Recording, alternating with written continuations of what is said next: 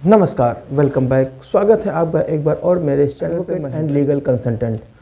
जो समाज में जो समस्या निकल के आती हैं और उन्हीं में से एक नई समस्या निकल के आई है जो आज की वीडियो का एक विषय है,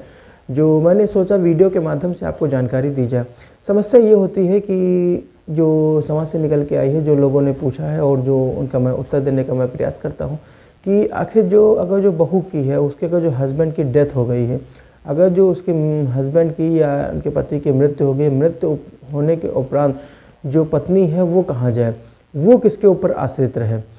और अब वो उसको मेंटेनेंस करने का, उसको अगर जो देखभाल करने की, उस जाहिर सी तौर पे एक जो बात है ऑब्वियसली कि अगर जो कोई व्यक्ति है, कोई भी हो, चाहे वो महिला हो या पुरुष हो, अगर जो कोई जिस पे वो आश्रित है, अगर जो आश्रित रहने वाला ही वो ना रहे, तो इस स्थिति में वो व्यक्ति या वो महिला वो कहाँ जाए।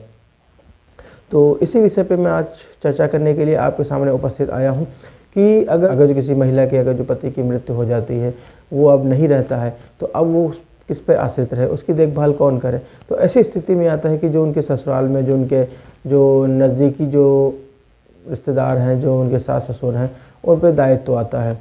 अब प्रश्न ये उठता है कि क्या वो सास ससुर जिन पे आप आश्रित हैं, तो वो आपको मेंटेन करने के लिए या आपकी देखभाल करने के लिए, आपकी ज़रूरत को पूरा करने के लिए वो कहाँ तक सहयोग करते हैं। और ये भी देखने को मिलता है कि वो सहयोग करते हैं कि नहीं करते हैं, ये तो फिर बात का विषय है। लेकिन सबसे पहले ये जानना अति आवश्यक है कि अगर जो वो सहयोग करते हैं या नहीं करते हैं, तो इसमें आपके अधिकार क्या हैं। जो एक महिला है जिसका एक हस्बैंड जिस पे वो आश्रित है, जिसके सहारे जिसके वो विवाहिता पत्नी है, अगर वो अब इस दुनिया में नहीं रहता है, उपस्थित नहीं रहता है, तो अब उसका दायित्व किसके ऊपर चला जाता है। जाहिर से तौर पे ये भी है कि अगर जो वो अब नहीं रहती है अपने ससुराल में, तो अब वो कहाँ जाए, आश्रित किस पे रहे। और ये भी हो सकता है कि अगर जो उसके मायके से, अगर जो वहाँ से भी कोई कोऑपरेशन नहीं मिलता है, कोई सहयोग नहीं मिलता है, तो इस स्थिति में वो महिला कहाँ जाए। तो इन्हीं सारी चीज़ों पे मैं चर्चा करने के लिए आपका और आज का वीडियो शुरू करते हैं। तो सबसे पहले मैं ये भी एक रिक्वेस्ट करना चाहूँगा, अगर जो वीडियो पे फर्स्ट टाइम आए हुए हैं तो इसको सब्सक्राइब कर लें और साथ ही बेल आइकन प्रेस कर दें, जिससे आपको आने वाली मेरी वीडियो सबसे पहले आपको मिलती रहे और आपको जो आने वाली जो जानकारी है, जो समस्या है, उनको आपको लाभ मिलता रहे। तो अगर जो महिला है उसके पति की मृत्यु हो गई है, तो अब इस स्थिति में उसको अपने ससुर और जो सास हैं, समुचित अगर जो आय का साधन है, जिनसे उनका आय का स्रोत बनता है, तो उस स्रोत से आपका भी उसमें अंश निर्धारित होता है। तो अब अंश निर्धारित कैसे होगा, इसके लिए सेक्शन 125 में CRPC में आपको कोर्ट के सामने पिटीशन मूव करनी होगी, जिसमें कोर्ट आपके सास या ससुर को उसमें वो आदेशित करती है कि अपनी बहू को वो उनको मेंटेन करें जैसी भी स्थिति में है। और ये प्रश्न ये भी उठता है, मान लीजिए थोड़ी देर के लिए अगर जो पत्नी की उपस्थिति में या नहीं भी उपस्थिति में, हस्बैंड जब जीवित था तो उसने कोई प्रॉपर्टी बनाई होगी। अगर जो प्रॉपर्टी कुछ आज के समय में अगर जो वो नहीं निहित होती है पति के पास, या ये भी देखने को मिलता है कि अगर जो पति ने कोई प्रॉपर्टी खरीदी है, जाहिर से तौर पे वो पत्नी के नाम पे आके वो अपने माता पिता यानी कि जो महिला है, जो सास ससुर के नाम पे अगर जो वो दर्ज हो जाती है, तो ऐसी स्थिति में बहू को ये अधिकार है कि वो अपने सास ससुर से मेंटेनेंस यानी कि गुजारा भत्ता प्राप्त कर सकती है। मैंने पहले की एक वीडियो में मैं डिस्कस कर चुका हूँ कि अपनी बहू को गुजारा भत्ता कैसे मिलना चाहिए और किस प्रकार मिलना चाहिए। वो कई साल पहले की वीडियो होगी, उस समय से आज समय में परिवर्तन आ चुका होगा। कई लॉ और विधि जो है, कुछ लॉ समाप्त हो जाते हैं, कुछ नए बन जाते हैं। तो ऐसी स्थिति में जो बहू के पास, उसके पास मौलिक अधिकार क्या रहते हैं, उनका फंडामेंटल क्या राइट रहता है। तो फंडामेंटल राइट उनके पास रहता है कि अगर जो सेक्शन 125 में आप पिटीशन मूव करके अपने सास ससुर से मेंटेनेंस क्लेम कर सकती हैं। एक समस्या और निकल के आती है, अगर जो आपने दावा किया है, बहू जाहिर सी तौर पे है कि अगर जो अपने हस्बैंड के जो माता पिता हैं, आपके जो सास ससुर हैं, उनसे आपने मेंटेनेंस गुजारा भत्ता के लिए दावा किया है, तो जाहिर से तौर पे वो आपके जो पति के ना रहते हुए आपको गुजारा भत्ता आसानी से देने के लिए तो तैयार होंगे नहीं।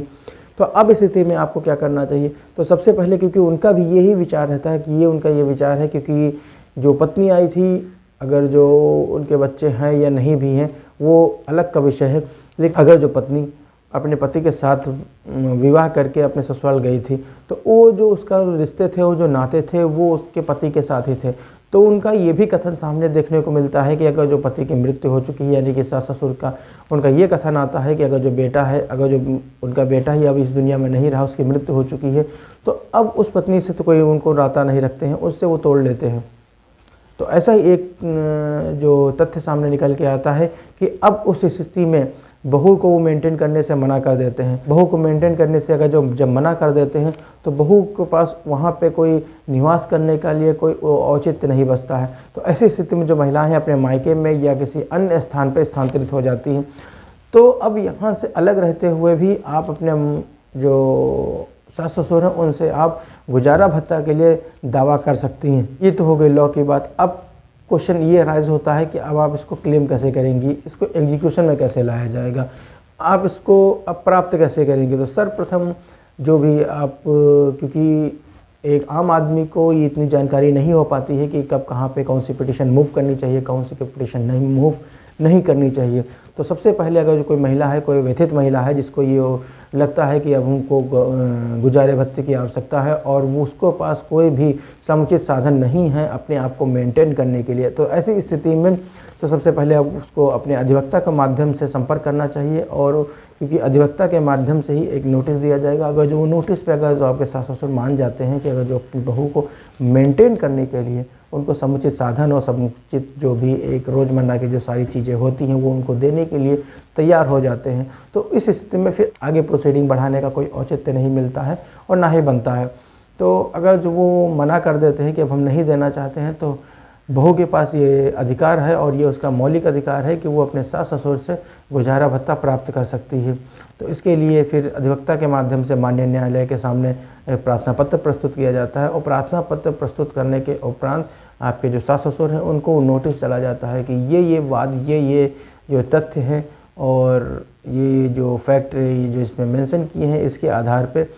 आपको क्या कहना है, आपको क्या इसमें कहना चाहेंगे या कोई आपत्ति है, कोई जो भी आपको कहना है वो कोर्ट में ही वो भी अपने अधिवक्ता के माध्यम से कोर्ट में प्रस्तुत करते हैं। अगर जो सास ससुर की अगर जो ये मानसिक स्थिति होती कि अगर जो उसको मेंटेन करना है या देना है,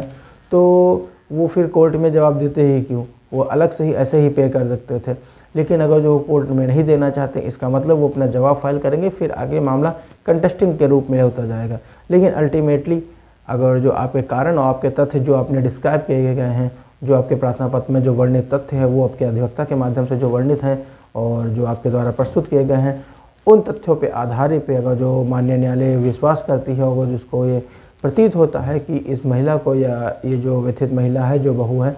तो उसको गुजारे भत्ते की आवश्यकता है और इसके अतिरिक्त कोई भी उसके पास कोई आय का साधन नहीं है। क्योंकि जो मौलिक अधिकार ये भी कहता है कि हर किसी को सम्मानपूर्वक जीवन यापन करने की स्वतंत्रता है। तो इसी चीज़ों को ध्यान में रखते हुए आर्टिकल 21 ये एम्पावर्ड करता है सभी कोर्टों के लिए। इसी के अधीन ये कोर्ट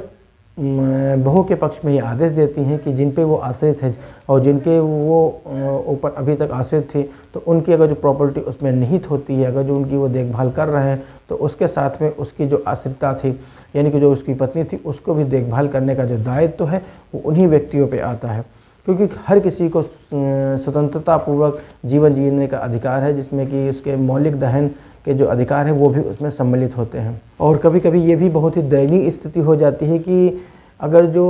पति की मृत्यु हो गई है और मृत्यु होने के उपरांत मान लीजिए थोड़ी देर के अगर जो उसके बच्चे भी हैं, तो बच्चों की स्थिति में ये स्थिति भी निकल के सामने आती है कि यहाँ तक कि मैंने देखा हुआ है कि अगर जो पति की मृत्यु होने के उपरांत अगर जो उसके बच्चे भी हैं, मान लीजिए लड़की है लड़का कोई भी हो, तो उसको भी यहाँ तक कि मेंटेन करने से मना कर सकते हैं। और ये भी हो सकता है कि क्योंकि उसके वो मौलिक उत्तराधिकारी भी हैं, तो यहाँ पर ये भी है कि पत्नी के साथ साथ उसके जो बच्चे हैं, लड़का हो या चाहे लड़की हो, जो भी जितने भी हों, उन सभी का अपने जो बहू के जो सास ससुर हैं उनसे वो मेंटेनेंस क्लेम करने की, उनके जो प्रॉपर्टी उसमें जो निहित हुई है उनकी प्रॉपर्टी में उनको क्लेम करने का पूरा दावा बनता है। तो इस तरीके से आप उसमें अपने जो आपके जो पुत्र हैं उनके माध्यम के जरिए भी आप अपने ससुर से मेंटेनेंस क्लेम करने के लिए आप उसमें दावा कर सकते हैं। लेकिन एक चीज़ मैं बताना चाहूँगा और मैं पहले की वीडियो में मैं कई बार बता चुका हूँ कि अगर जो आपने प्रार्थना पत्र प्रस्तुत किया है, यानी कि जो व्यथित महिला है जिसको ये क्लेम चाहिए, जिसको वो दावा करना चाहती है कि अपने सास ससुर से उसको मेंटेनेंस मिलना चाहिए, तो उसको अपने कारण और जो अपने उसके तथ्य हैं वो प्रार्थना पत्र के माध्यम से माननीय न्यायालय के समक्ष उसको प्रस्तुत करने चाहिए।